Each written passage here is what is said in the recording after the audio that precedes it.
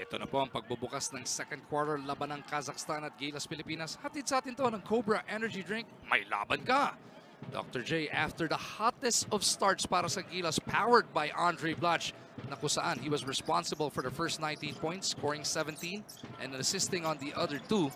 Ang Gilas nagmintis ng huling 4 na field goal attempt in the first at magko-continue ng pang-5 miss dito sa pagbubukas ng second. Well, our percentage is bad. Only 32% from 2-point territory, but very high from the 3-point territory because of Andre. Now that's not good for our team. We got to get the local players involved. Rebound scuffle here. Pogoy getting tied up as he's joined on the floor by Aguilar. And I think he's called for a foul. That's why he was so surprised. He was thinking of probably a held ball situation here.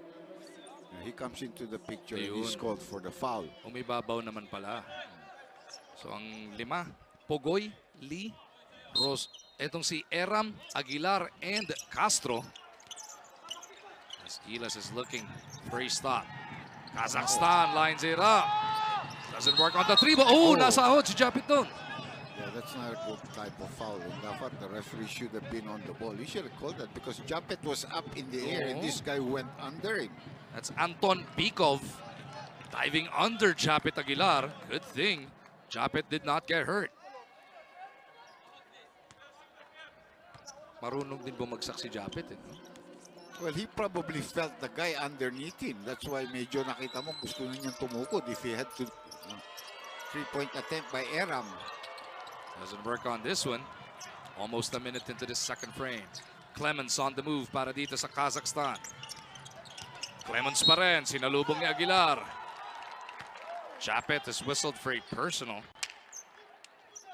Aguilar, galingan mo! Una pa lang naman yan para kay Aguilar. But already the second team foul for us in this quarter. And it's a short rest para kay Blach as he is making his way back onto the floor. Pinagpahinga na si Eram. Baka may diferensya pa rin si Junmar. So far, he hasn't been used. No? Kasi sa Qatar, nilalagnat itong si Junmar Pardo, kaya 3 minutes lang naglaro. Eh, nilalagnat ka na sa Qatar, nagpunta ka pa sa mas malamig na lugar na negative 11 degrees Celsius, eh mahihirapan ka mag-recover niyan. But this first miss here by Clemens, so they're 5 out of 8 from the free throw line. Now 6 out of 9. This game is tied at 22. Yeah, we're 3 out of 6. That's the first point scored by either squad here in the second quarter. Kailan mas magandang kilos. I don't think our player movement is good enough. Blach sizing up the opposition. Nilamon niya ng bumbo yung depensa ni Zigolin. There's nobody who can guard him on the other side. I mean, he's just too talented, too big, too skilled, too tall, and everything else. But we just got to get the support. 19 in the game for Blach. Ganda ng entry pass, no? We're playing a very small lineup if you look there. You're looking at Castro and Pogoy and then Paul Lee. So we have 3 guys that are, you know, pinakamalaki na dyan, yung mga 6'1 siguro. Blach goes cross court, nearly taken away. Blach at the post, 4 to shoot. Andre makes his way. Doesn't work on the jump hook. You gotta come down on defense, you know, forget about that shot. Clemens on the move. Pull-up jumper on top of Japet. Good rebound there by Jason Castro, who's also noted for his ability to pick up defensive rebounds. Rebound of the quarter na yan. Natin sa atin na Smart. Join Smart's Amazing 25 and get a chance to win 25 million pesos. Just dial *121#. Whoa! Now, Andre now with a total of 21. Grabe yung kanyang fake. Talagang kakagat kasi yan. And then, like a Euro step before finishing them off. Blach 21, Rosario 4, and Castro 1. Tatatlo pa lang ang umi-score para sa Gilas Pilipinas. And that's another foul there by Paul Lee. This is one thing that the Gilas team really has to improve, their defensive prowess. Yergali looking to get his offense going from the free throw line now. Ito, 32 years old ito. So, medyo veterano na rin ito. Silang dalawa ni Gabrielov. Free throws ni Yergali at sa atin ang chokes to go. Ang nag-iisang manok ng bayan.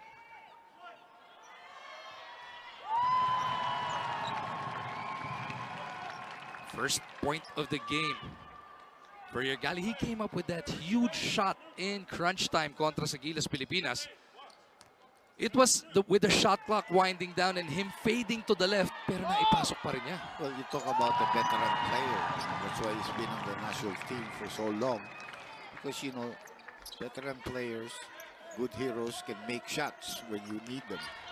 26-26, tabla na naman ang ating labanan. Dapat maka-score na si Castro dito. There he goes.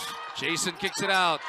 Lee couldn't pull the trigger. Back over to Jason. 10 to shoot para sa mga nakaputi ng Pilipinas. Blatch sizing up. Zigolin again. Jason from the right side. The triple is delivered.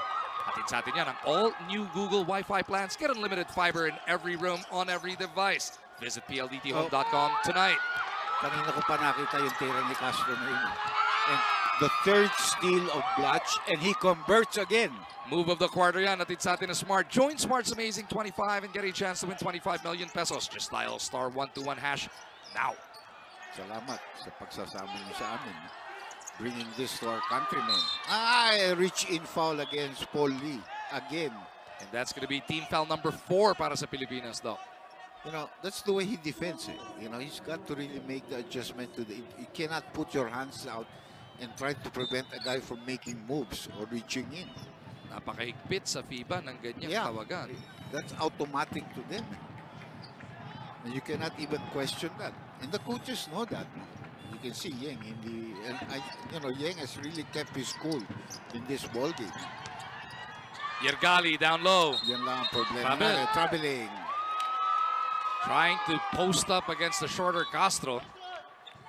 And that's what every coach is going to do. They're going to do that because they scout us as well as we scout them. And they know that Jason, one of his weaknesses is defending, especially at the post. And there is Kaloy Garcia, the assistant coach, talking to Paulie, who picked up another foul. I wonder who came in for him. Hindi ko nakita. Si Marcio Lassiter. Nagbalik. Si Troy Rosario, bumalik na rin.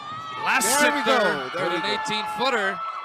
There you go. We're getting contributions from everybody now, Yes. Dr. J. We have a 7-0 run, you know, by Blatch, then the 3-point shot by Castro, and now Lassiter. So, bigla tayo lumamang ng 7. Largest lead was 8 late in the first. A foul there by Troy Rosario. So Gavrilov will be back at the line for some free throws. And for Troy, that is going to be foul number 3. Here you should realize you don't foul because there is the help coming from Andre. He actually blocked it.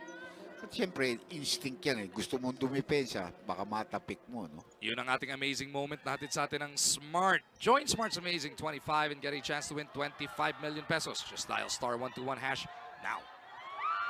Ayun na si Junmar Fajardo, papasok na. Nakikita na natin. Kaya pinaupo siya doon sa kanto, no?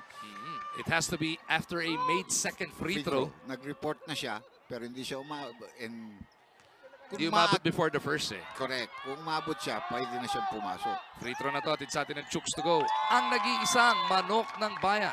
Ayan na siya, and he's gonna come in for Troy Rosario. So this should be a big lineup for us. Maybe a little bit slower in coming down for defense, but certainly a powerhouse offensive unit.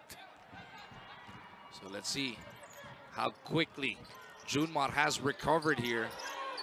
He's really under the weather a couple of days ago in Qatar. He looks good. There's somebody fouling Junmar. I think it's gonna be Clemons. That's gonna be their second team foul at the 5:40 mark of this first half. The presence itself of Junmar there allowed Pugoy to try to drive in and try to score. Ang liit ni Lassiter compared to that guy Basin, who's listed as 6'5". That's not a good pass. Buti na lang. And Andre immediately releases it. Nga lang umubra. 33-28, 5 ang abante ng Pilipinas. Kazakhstan hanging around, dangerously close. Blatch will be whistled for this one. Yeah. That's going to be second person. And not only that, we're in the penalty, which will mean free throw shots for Yergali. Just like the first quarter ang agang na penalty ng Gilas Pilipinas, that's something that Coach Yang will definitely address at the half. Well, the one thing that you will tell them is stop using your hands to foul downstairs. If you're gonna foul when he's in the act of shooting, siguro tatanggapin ko yan because you're trying to stop a shot from going in. But downstairs, you're giving them freebies. Yargali making a living from the free throw line now. 3 for 3 so far. Well, he has the ability to create. Then he's also a difficult guy to guard. He can go right, he can go left. And then, you know, those are problems when he gets by his man. Usually you try to reach in, tawagan ka ng foul. And they know we're in penalty. Diba? Those 4 free throws from Yargali has pulled them back to within 3. 4-0 run naman yung sinagot sa atin ng Kazakhstan. Castro magtatawid para sa Gilas Pilipinas. I'm confident when he has the ball, you know. I mean, just like all those, oops, that's going to be an offensive foul on Junma. He knocked down the guy who was following the screen player. No? But that's an offensive foul, so no free throws. No? Chinese referee yata ito nang tumawag. There are 2 Chinese referees and 1 Korean referee. Well, so far, we've done a good job on Clemens. Oo, si Pogoy ngayon ang naka-assign. It's also known to be a defender. Don't hold. See, the hands are away from the guy, and that's troubling. Good call. Gusto sanang gamitin ni Zigolin yung kanyang bilis kontra kay Junmar, but he ends up taking that extra step before that dribble. Nakita mo yung lahi ng Kazakhstan, iba-iba yun, because they're close to the East Asian countries and also part of China, Mongolia, ganun. Tapos the other Tan, which means land of Kazakhs. No? Junmar inside, turn around, all board. That was an automatic for him. That's what. Clemens will recover this one. That's good defense. You don't use the hands, but that's a post play. And Blatch will clear it. Andre pulls it down. Away from play, kinapitan si Junmar. See, whatever he does, those people are going to have to defend Junmar on the inside and Blatch on the outside, no? When they play together. Double barrel attack ngayon, no? Correct, J. correct. And pagka kay Blatch manggagaling yung pasa do sa high-low, ang taas nung panggagaling ng pasa, ang laki rin ng papasan, ang hirap nga bantayan. That's right. At the same time, magaling pumasa si Andre ng ganon. It's also important that you're accurate with your passes. There he goes back to the post. Blatch for 3. Doesn't work. Sayang yung rebound. I thought Pugoy could have gotten that. No? Naunahan lang siya. Good box out by yung kanyang defensive player. Bazin pulled it down. Here comes Clemens the other way. Clemens stopping on a dime. Ganda naman ng kilos, no? Kazakhstan now within 1. First 2 points, no? Castro on the attack. Kicks it out to the wrong man. Clemens, and it's going to be a free ride to the cup. That is Yargali with a layup. His first field goal of the game. Well, what's been shown in this ball game that if you commit turnovers, if they steal the ball from you, the other team converts. You know, 34-33 in favor of Kazakhstan. Go to the post. First time nilang nakalamang since the first quarter ng 5-0 ang ating score. And you know, because of that post play, now they have 14 fouls also. Nagsunod-sunod, pumasok si Junmar sa team foul. Ngayon, biglang 4 na. Yes. Yun ang Junmar effect din, ano, Doc? Artista ba yun?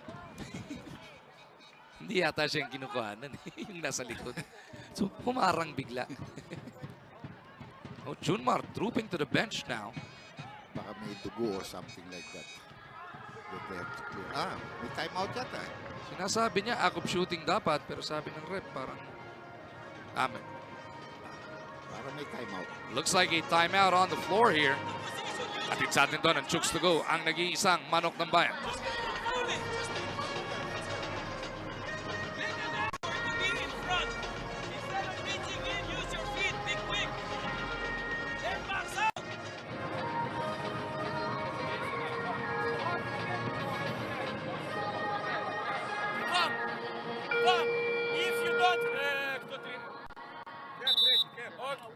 For you will play Rus. Muzar, you will receive the ball. If you have pass immediately under the basket to shoot, yes, stop. But then top pick and roll, stagger top pick and roll. Let's go.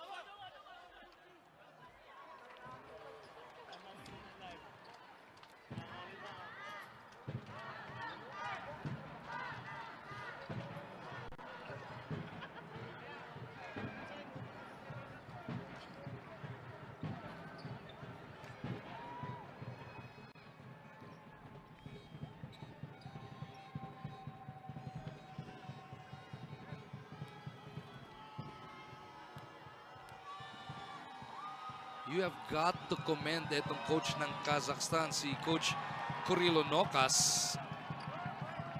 Dahil Dr. J, pero bago yan, yung perfect team up na to ay hatid sa atin ng Marty's Cracklin. Every man's kainuman. Because just when it looked like Dr. J that Gilas was gonna pull away, nakalamang tayo ng 8 late in the first, nakalamang ng 7 kani-kanina lang dito sa second. Isang timeout lang ng Kazakhstan. And they're right back in it. As you take a look at the score on the right side, Jordan leading New Zealand 28-27, 4:39 remaining in that first half. In the second quarter, when Lebanon is up against Korea, so those qualified teams, Korea 35 points lamang, New Zealand, nako, a 3-point play coming up for us. Now, how much does it hurt when we do not make free throws? Again, we missed 2 free throws, and they come back and have a possible 3-point play in the offing. It was 33-26 kanina, or 33-25. Ang bilis ng ratsyada ng ginawa sa atin ng Kazakhstan. It's a major rally by the home team, but they missed the free throw. So it is just a 3-point lead para sa Kazakhstan. Just over 3 remaining sa ating first half. Baroka has come back into the ball game. Yung pressure ba, is it starting to get to Gilas Pilipinas at this juncture, Doc? Yeah, I think it is because especially the key players that we're expecting has not performed. There is the 3-point shot by Paul and a good pass by Baroka. Atid sa atin yan ng all-new Google Wi-Fi plans. Get unlimited fiber in every room, on every device. Visit pldthome.com tonight. 3-point attempt by Clemons. Sinagot naman. Nandun yung depensa ni Baroka. Wala tayong magagawa doon. Pumasok lang talaga. And he already has 12 points in the ball game. No? Ayan na, kumakayod na itong Clemons. 39-36, Kazakhstan by 3. 2:26 left and there's another foul. This time against the guy defending Junmar, and that will send him to the free throw line. That's a foul on Aska Maidekin. 21 years old, 6'8". So Fardo with an opportunity to score his first points, Doc. He went 0 for 2 kanina. Yeah, and he missed one of his favorite fadeaway shots on his very first attempt. He might really be under the weather, but you know, kung titignan mo, he seems okay. Just has to shrug off those cobwebs, you know, bigyan siya ng ano. And pinawisan Pag nagkasimula magpawis, pag nagtuloy-tuloy, aayos din yan para sa ating 5-time MVP. Ay, gusto niya pawisan, madaming ball boy siya lang dala doon. Ayun, puro right down the middle. Nahuli na ni Junmar yung sukat ng court dito sa Kazakhstan. 39-38 now. That's Isa the na way. lang ang inahabol ng Gilas. That defense of Laster is correct. Don't hold, stay, and then half front. And si Baroka, ayos rin. Clemens, inside they go. Patayan dyan. Nilamon ni Junmar at ni Blach. There's gonna be 3.5 seconds remaining on the shot clock para dito sa Kazakhstan. 3 seconds. So the first thing you defend is the basket. You don't want any knockout plays or alley-oop passes. So let them pass outside para malayo.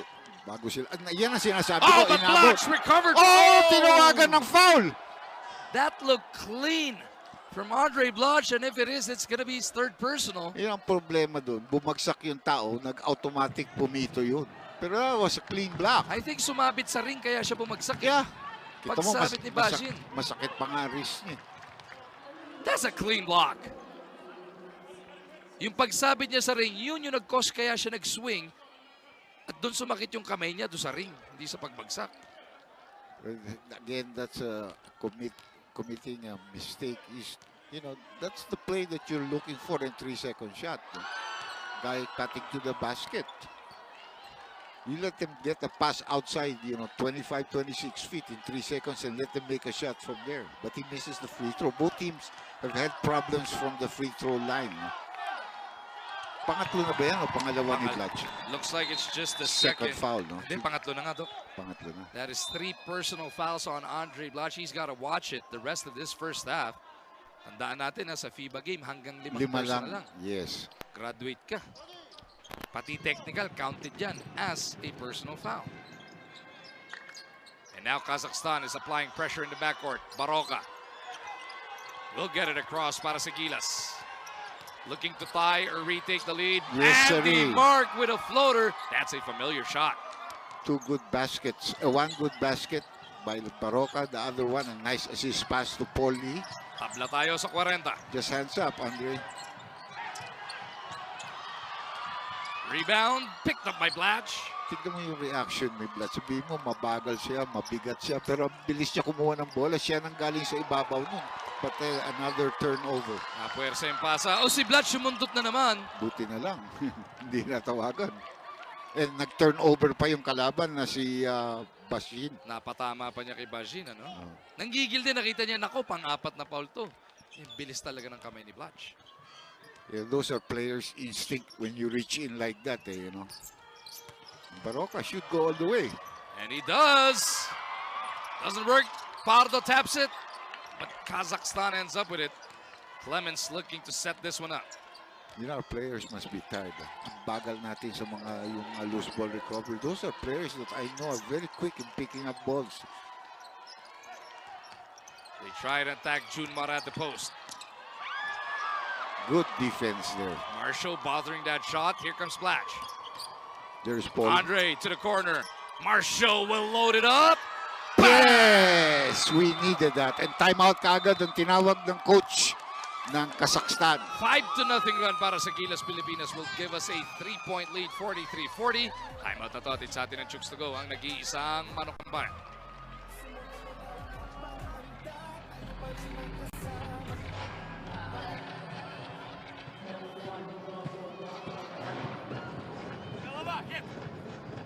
Нет, пошел и показывайте.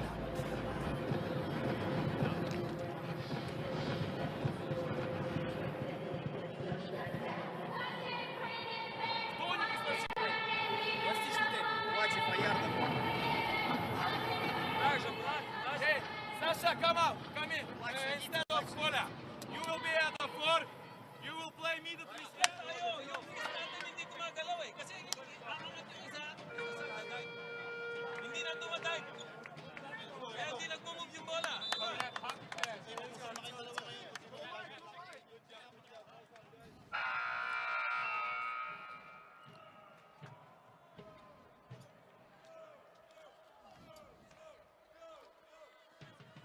5-0 attack para dito sa Gilas Pilipinas has given the lead back to our national team, 43-40. But during that last time out, Dr. J, Coach Yang, nadinig natin, he wants more ball movement.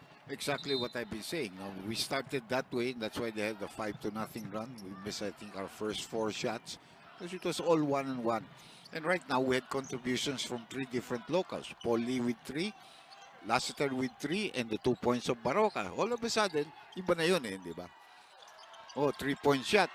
And look at Fajardo just go over everybody.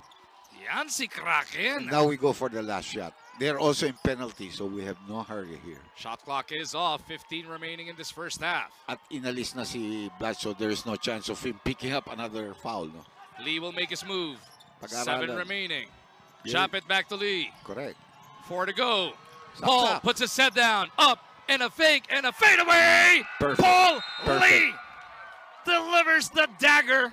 That's a 7-0 run para sa Gilas to end that first half. Well, I'm very happy with the way we finished because we look bad again. No? You know, when we have the tendency of playing individual game rather than a good movement, you know, Blatch is very important to us because obviously without him, we would have been behind here, no, with the way he started. But the important is everybody must get confident. And then the fouling, the useless fouling, we must take away. No? Defend without our hands, but defend with the body and anticipate. And we improve our 2-point shooting. In that quarter, it went to 50%. In the first half, it was only 30%. Gotta love the 3-point shooting though. 8 of 17 so far para sa Gilas. As you now take a look at the different stat cats at the half. We already have 16 fouls. Yun They ang only have masakit, 10. no? Yeah. Yung foul situation. And we've always been in penalty in the first 2 quarters. Na maaga, first 5 minutes ng